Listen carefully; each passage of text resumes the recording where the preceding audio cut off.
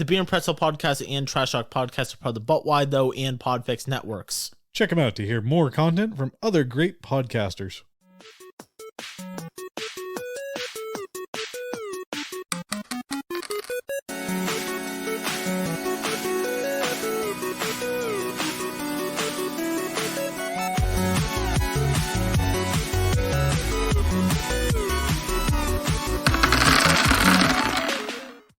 Welcome back to the Beer and Pretzel podcast. My name's Austen, and today I'm joined by Steve D, the creator of Partners, the two-player RPG that Travis and I will be playing very soon as an actual play on this show.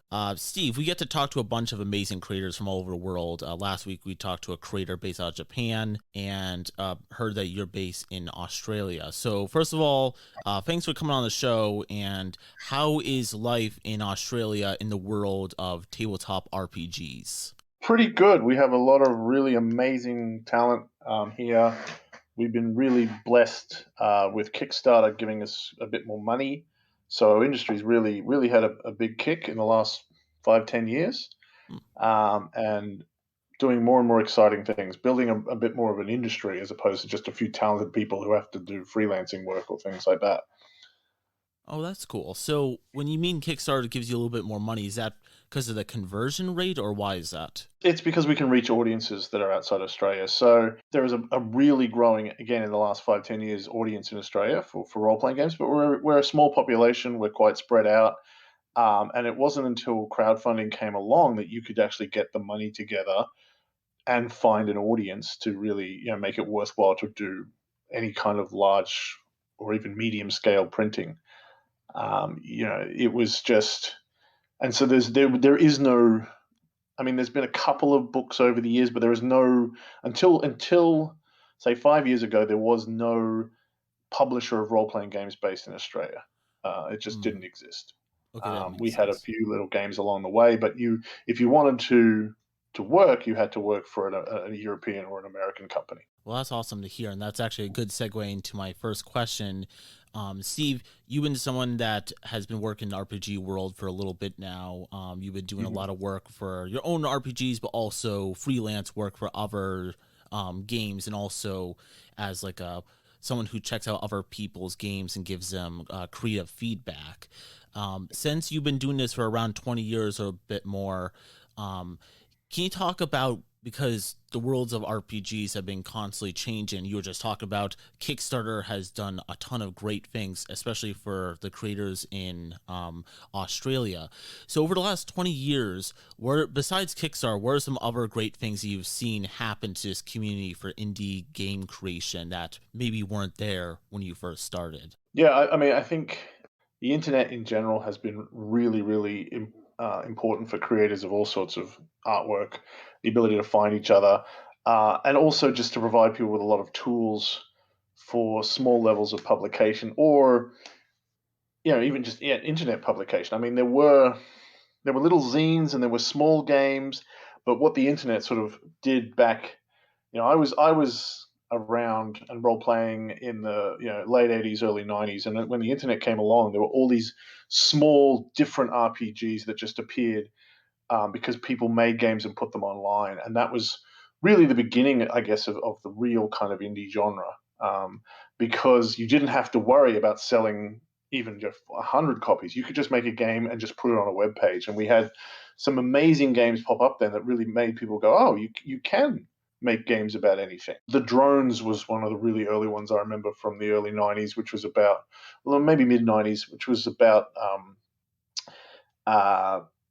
Jeeves and Wooster, and that was just something that no one had ever really put into print before. And from there, we had just this incredible revelation of indie games, which led to the creation of an actual dialect about play and different styles. There was a creation of a thing called the Forge, which was an idea of a community, not just of getting all these designers together and really encouraging them to publish and print and explore different ideas, and that caused an explosion of ideas as well. Yeah, since then, the indie scene has sort of gone along in waves and grown in different ways, and lots of its ideas have bubbled into the mainstream. And there's certainly, I always think that indie and mainstream are not always great terms in this field anyway, because RPG sales for the most part are so small. It's a very cosmetic difference often what we're talking about.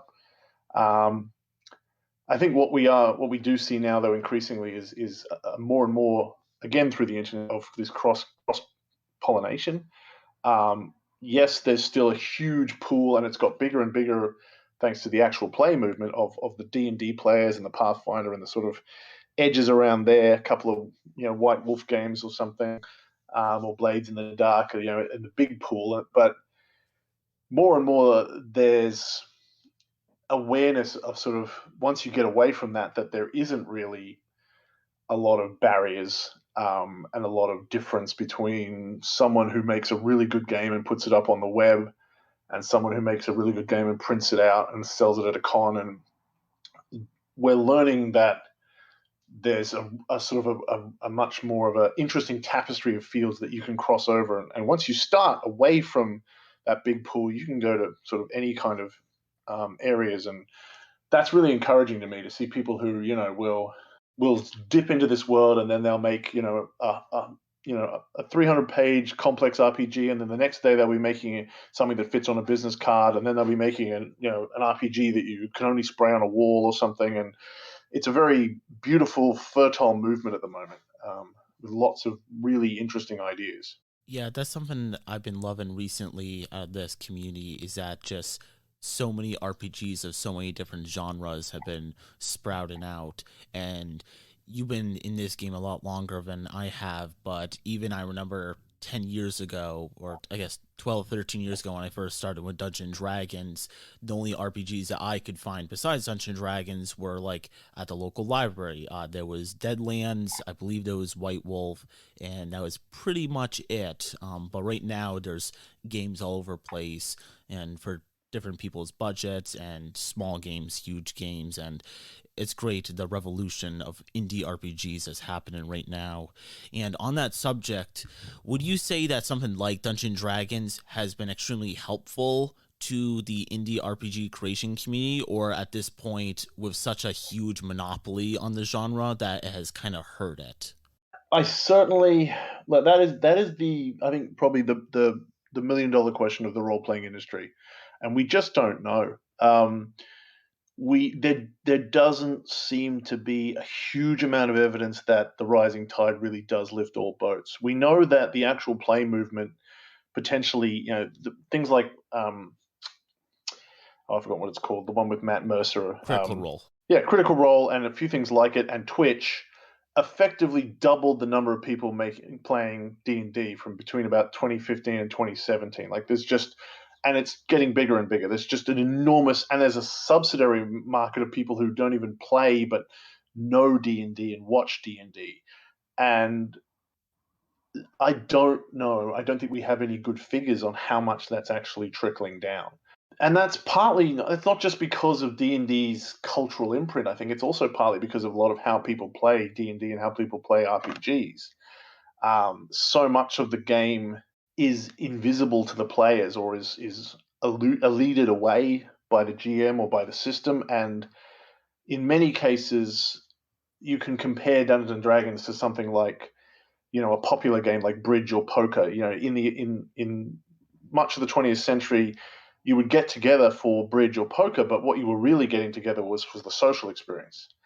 And in D&D, we want to tell a story, we want to tell jokes, we want to pretend to be people, we all want to do that, and the thing that gets us in the door is that we're doing Dungeons and Dragons.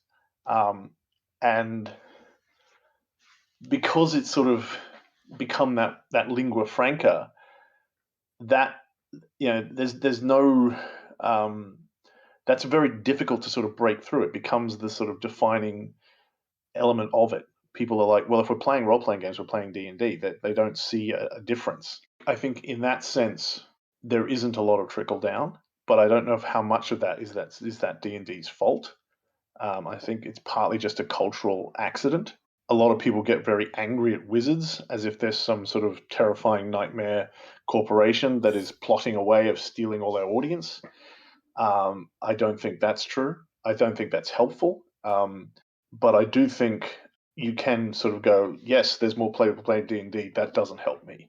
I would like a world where we were better at understanding that D&D is just one of many, many different examples, especially, as I said, as we're getting more experimental and as we're really, like, there are so many things that you run into that have been solved by games that are sort of more second or third or fourth age, of role-playing games. And D&D is starting to catch up, but it's always about at least 10 years behind. And it would, if even if people were playing, I mean, Blades in the Dark and the Apocalypse systems are actually good examples of of solving lots of those problems. And Cortex and Fate are good examples. And if we had more people just getting in at that level, I think that would really help. And that's actually something that sort of we'll get to my games eventually, but I'm actually interested in presenting games that don't really look like RPGs as a way of sort of getting to people's brains before they play D&D and trying to sort of make them think differently about what an RPG is. And I think there's a lot of things out there that are similar, that are like RPGs, and we can sort of nudge people in different directions, and that actually could be really, really exciting. For example, there's all these board games now like Gloomhaven, but also Sleeping Gods and things like that, where there's a huge amount of story, and there's a lot of sort of role playing, and there's things very much like an RPG, the New Descent, and you know you can nudge people. Like, people will be like, well, do you think you'd actually have more fun if you're playing Gloomhaven, where you didn't have to have a GM? That might be more fun. Or if you're playing Gloomhaven, do you think you maybe should want to play something else where there is a GM? And we might finally find some of these different ways in, instead of over there in a box is D&D, and nobody knows about anything that isn't D&D. No, very well said. And going back on to the subject of your games with partners, which is what Travis and I will be playing very soon. If the episode has not come out at this point, by the time the audience listens to this episode, I do plan on releasing this as a 2-part episode, our actual play of partners. But if people have not listened to those episodes yet, or if they've not come out yet or finished yet, can you give us a pitch of what is Partners all about? And besides its main theme of murder mystery work, police procedures, what makes it strikingly different than something that we've been talking about, Dungeons and Dragons? Yeah, so Partners is absolutely about murder mysteries. It's also particularly about television murder mysteries, and hones in on the particular genre, which is really common on American TV, where there's 2 lead characters and they have banter, and one of them is a straight shooter. They're buttoned down, they follow the rules, and the other person is a little bit strange or different or off the hook. Castle is the classic example, or Lucifer. You've got these sensible female detectives who partnered up with these very off the wall, eccentric characters, and every week there's a mystery of the week. And you can also go into there's all sorts of iterations of this cliche in all sorts of ways. But by honing in on that, we've got to get a very clear, distinct thing that we're trying to emulate. And it also means we can advertise it as being for 2 players, although we do have plenty of rules for playing it more. I just thought that was something interesting to explore, because there's only a couple of 2-player RPGs out there. The Cthulhu Confidential being the only one I can really think of. That was where I got the idea for this. I was talking to an old woman who was probably in her 80s and was trying to understand what all this role playing was about. And she's like, I don't have a group to play with. I just have my husband. And I'm like, okay, well, the only 2-player game I know of that you can get in this convention is Cthulhu Confidential. And I don't think you really get what Cthulhu is,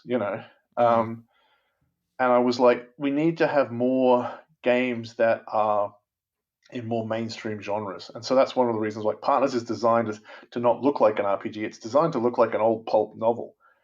It's the same sort of size and has this fake ratty cover, which my designer Matt did an amazing job on. It also explores what I think is a fairly unique kind of approach to RPGs. But again, there's other people doing it. It's coming from the same idea as what they call Oracle systems, which sort of first appeared again with indie games back in about 20 years ago, where there was in a Wicked Age and things like that. It's basically the concept of random character generation, but exploded to larger and larger systems. So when you take a random character generation, you have the fun of, you don't know who you're going to play. You roll some dice and you create this story. All of a sudden, and depending on whether you've got a life path or system, you go, oh look, I was born in this thing, and I'm going to be a fighter, and I speak this language, and I've got 3 sisters, and I was given a magical sword when I was 12 or whatever it is, and that to me is really fun. I really love character generation. I spent a long time growing up playing, just making up characters with really complicated systems. With the life path system in Cyberpunk, one of them, 20 whatever it was called. There was a Cyberpunk 2020, I think it might have even been called. But anyway, it had a life path system, and the Palladium games had these incredibly complicated character generation systems. And what I've been exploring and what we came up with in Partners is basically using that sort of idea to resolve what happens in a scene. So instead of one player's the GM and the other player says, well, I want to go into the bar and talk to the bartender, everyone's playing and they draw cards from a deck, and the scene will tell you where you are, what's going on, what the clue is you've just found, and even who it might point to. And then what you do is, with that knowledge, with the scene set, then you fill in the blanks. So you're not so much making choices as getting offers. If we go back to a theatre sports option, instead of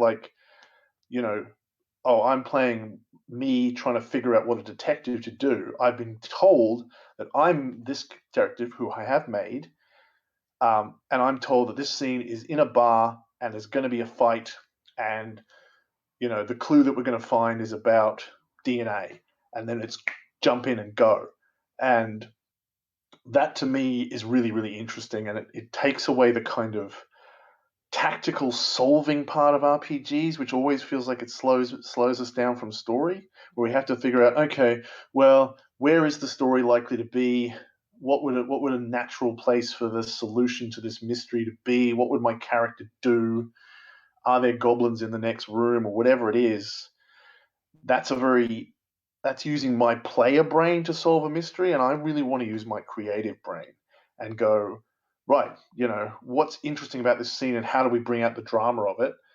And this is, as I say, it's nothing new. I also, most of this was inspired by a game called Primetime Adventures, and also Smallville, which is a Cortex game.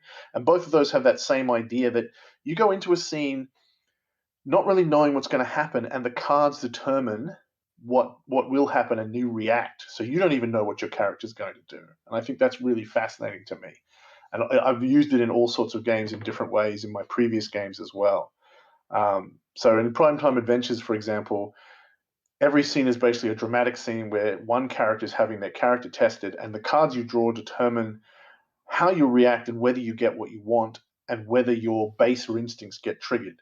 And it can be one, you can get all of these different combinations. So you can get what you want and still be your worst self, but you can get what you want and be your noble self, and you're not sure which one of these things is going to happen. And played some really amazing games of Primetime Adventures and Smallville, and that really helped me develop this idea that I'd rather not know what my character's going to do until the dice or the cards tell me. That means I find out as I go along what my character is doing and cares about, as opposed to trying to solve it as a puzzle, and figure out what I might do. And yeah, I think, as I say, it's there, but it's really interesting to me, and it could be done so much more. And it works really well with mysteries because we know the format very well, and we understand the logic of, here comes a clue, but it takes away the whole problem of either the GM knows the answer or the players just make up something that fits. In this case, you get these bits of evidence and you have to go, oh, okay, now the rules have told us who's guilty, and we've got to figure out how this all fits together.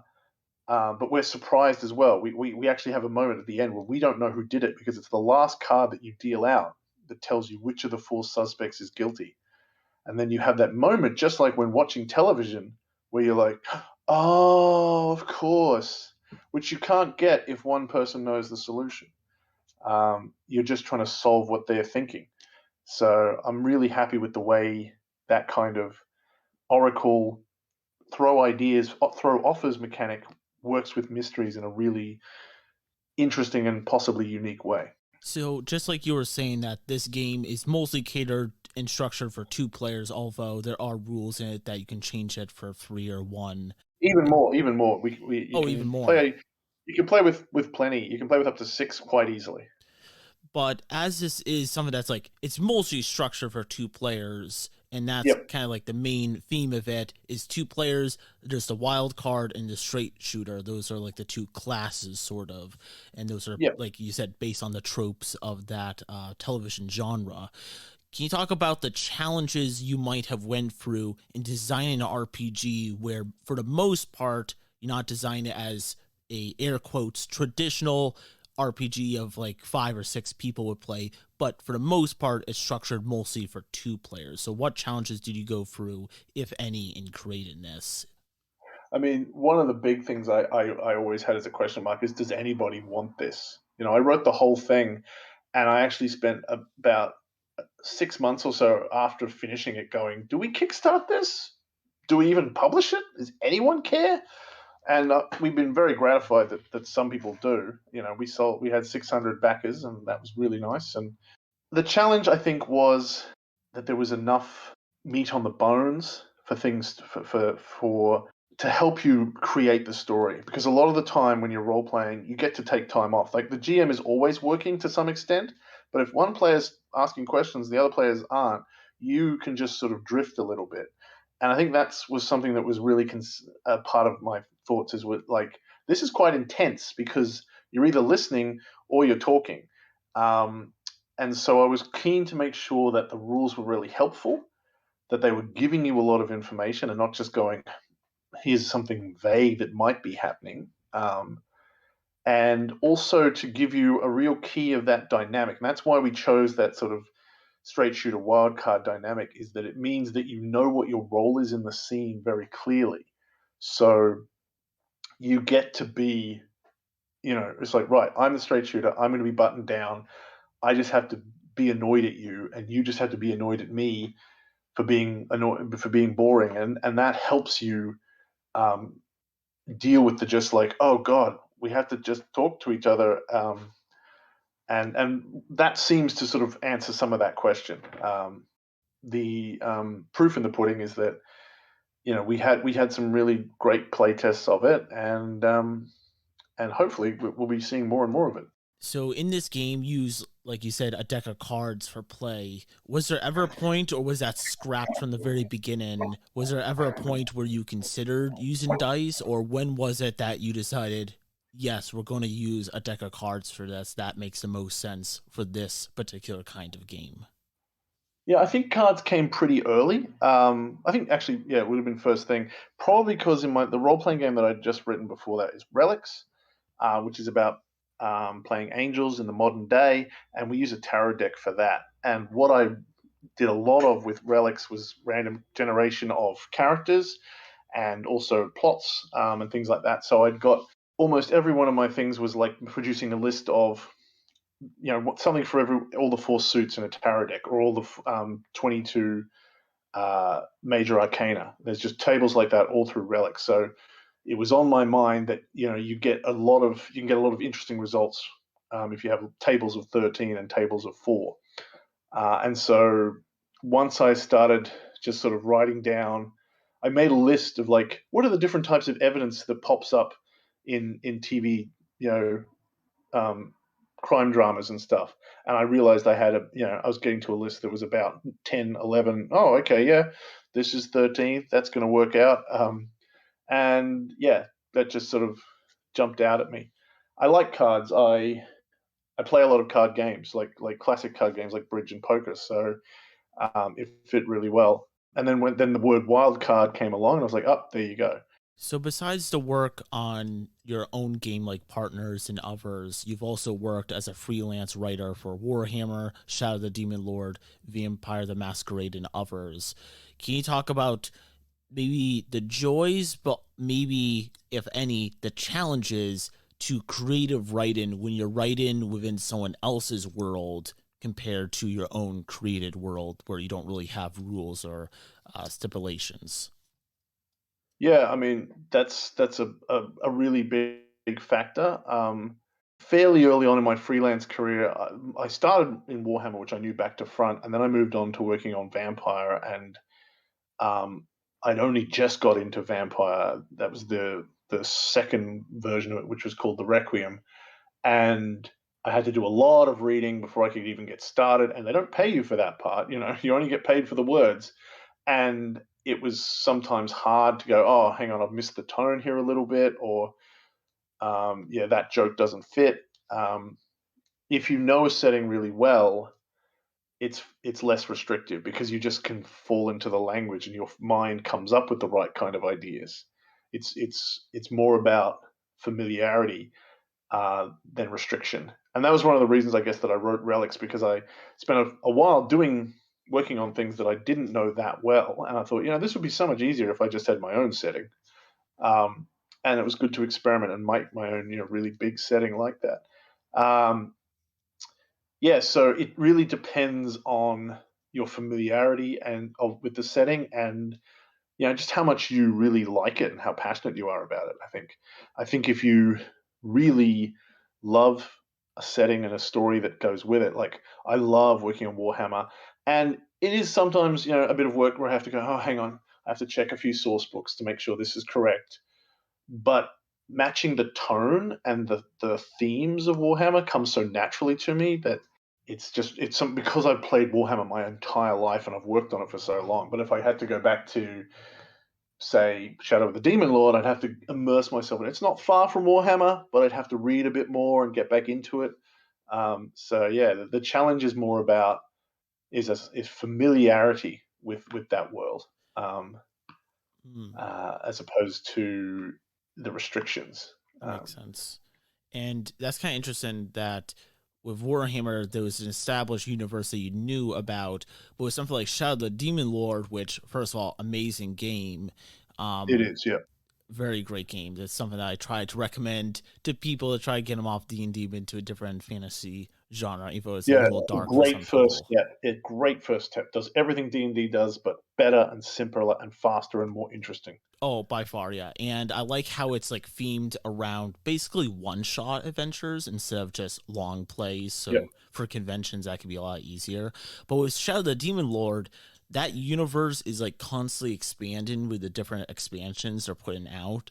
So when you were working on that, was it difficult to write in that universe in that it was a new universe, but also one that was constantly being updated? that was definitely a challenge. And the lore is less well established. In some ways, like Warhammer, although there's tons and tons of it, you can get onto sort of online, or just go, look, I need the exact year that town X was founded, and someone will have written it down, and it's there. Whereas it was a bit harder sometimes to go, oh, hang on, in this book it just kind of brushes over some of this, and I've gone with that, but then it's more detailed over there.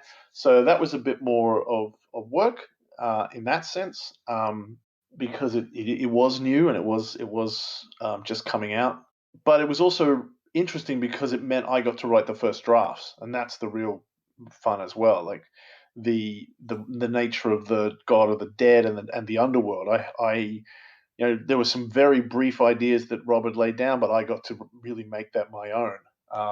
There's a part of the world that no one had really written about, and I got to go, right, this is exactly what this is like. And in 20 years, if it's still around, that setting, then people will still be using my version of that. And the downside of Warhammer is that I've managed to put a bit of my stamp on some of it, which is lovely, but I also know that I'm this tiny line in a huge, I guess, like fossil record, of built up accretions of worlds. So I can't go, what, now the vampires can do this, and nobody's going to be like, you know that really felt unique and special and different, and that's Steve's bit over there. So there's trade-offs, and it is it is a lot of fun to really be in that early stage and get to paint. Going back to partners, something I enjoy about this game when I was reading it was that not only is it structured around the themes of like a buddy cop show, but also around writing the show too, which is really Yeah. cool. And that really appealed to me as someone that does a lot of like creative writing, like screenwriting. With this, players make a show Bible and they write the episodes as they go with twists and arc to make an interesting episode of the play session. So how much research for you was done into screenwriting and plot structure for this game? Quite a bit, but not so much specifically, except that it's been a lifelong passion of mine. I think, I mentioned that one of the books is dedicated to Stephen Carell, I think it's pronounced actually, who um, famously wrote lots of these shows in the 80s and 90s, and was one of the reasons I wanted to be a writer. And I watched so much TV and I studied it, and you know, I didn't do an English degree, but I did I did high level English at school, and I just was really interested in breaking things down and breaking plots down. And yeah, it's just something that I've always been fascinated by stories and storytelling, and so this was sort of a lifelong um, passion of me just going, right, that's that trope, that's hanging a lamppost on it, to the absolute furiation, annoyance of the people I'm watching TV with. But I'll be like, just. But the wonderful thing about about partners is that once I had the fun of going through and breaking down, like we have, as well as the lead two characters, we have these supporting characters, and now whenever I'm watching a new mystery show, I'm always going, right, there's the straight shooter, there's the wild card, there's the oddball, there's the superior. I think that's just something that has always been part of how I process media. I like to take it apart and go, why does this work? How does this work? And hopefully, I've been trying to do a little bit of screenwriting myself, and I've written a lot of fiction. And yeah, I'd love to sort of. That's one of the next goals for the next half of my life, is to try to actually do some writing for television if I can. So, how was playtesting for this game? As a two-player RPG, was it just you sitting down with another player and then just going through it and learning and critiquing, changing the game with someone else, or did you get two players, sit them down, and you watch them play? How was, or maybe you did both? We did do both. A lot of it was me running it in my head, which isn't a full test, but as so much of it was, does X generate Y? There was a lot of that, just me going, let's make up 10 different shows and just see if every time it's interesting and every time you get useful clues. And then yeah, we did some tests with me and one other person. We did one test where I was just watching other players, and uh, it all came from that. So yeah, it was mostly me and one other person, and then we did a little bit of testing, a couple of sessions with just me watching others, and seeing how they handle it, which is really important, of course, as well, making sure that the rules are clear, and that people know where to find information and put it on the sheet. And yes, it did in fact make playtesting easier because we just didn't need as many people. I think that's part of why I decided to go ahead with it, because especially during COVID and stuff, it's just harder and harder to get 4 or 5 people in a room. The game I'm working on now is designed to be really short, really compact. You can play it again with 2 to 6, but it's designed to be fast. So again, we can get it play tested fast. And it's like testing relics. Like, it was so hard to test a campaign because we couldn't even get people together for that long. We had to do a lot of it online, and most of it was done. Most of the testing for that game was done at conventions. So, for inspiring game writers out there who are struggling or maybe preparing to finish their first RPG that's going to be released into the public, what would be your number one tip or trick that you would advise to writers out there on getting published and getting their work out there? I think the most important thing is to start small. The most thing that I see holding back RPG writers is that they are, you know waist deep in a 300-page manuscript about a really complicated world with a really complicated system, and they can't finish it. And the more they work on it, the further the end gets away. And so what I want you to do is, like, one thing that really helped me get started was to do things like, they don't have it anymore, but they had uh, you know it was called Game Kitchen, where you had to write a 3,000 RPG based on random prompts. They have the 200-word RPG competition. Last year, I did a thing where we had to put RPGs on the back of a business card. All of these things help you practice finishing a game, even if it's a really small game. And the thing is, early on, you start lots of games and you get lots of practice starting, so you get good at starting, but you don't have any practice at finishing because you're writing these enormous things that you can't see the end of. So write small games, pick something tiny, give yourself a limit, 200 words, 1,000 words, a single page, like we said before, Grant Showitt's great one-page games, a business card, something, or I have to do whatever I have in a week, that's the end, and I have to walk away. Something like that to get something finished and get it in front of somebody else. Because not only that, you have to learn how to finish something, but also have to learn how to do that next step, which is go, here, read this, play this. And that can be the scariest part of all. But once you've done that, really ready to move on to the next thing. And you can use whether they give you feedback or not. So, yeah, give yourself a limit. Finish things, finish small things, and get them in front of people. Even if it's just putting them on the web and tweeting it out or whatever. Just that fact of going, here it is, world, is really good for you. Thank you very much for talking to me, Steve, about partners and also just about the RPG world and creation. It was great to talk to you about this. The episodes of Partners will be out very soon, but where can people find your work, Partners, and the other RPGs you've worked on? Where can people find you in general?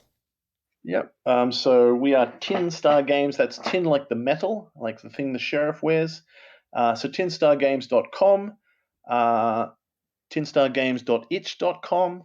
Both of those will have places where you can download our games and buy the digital versions, and links to where to get the physical copies as well.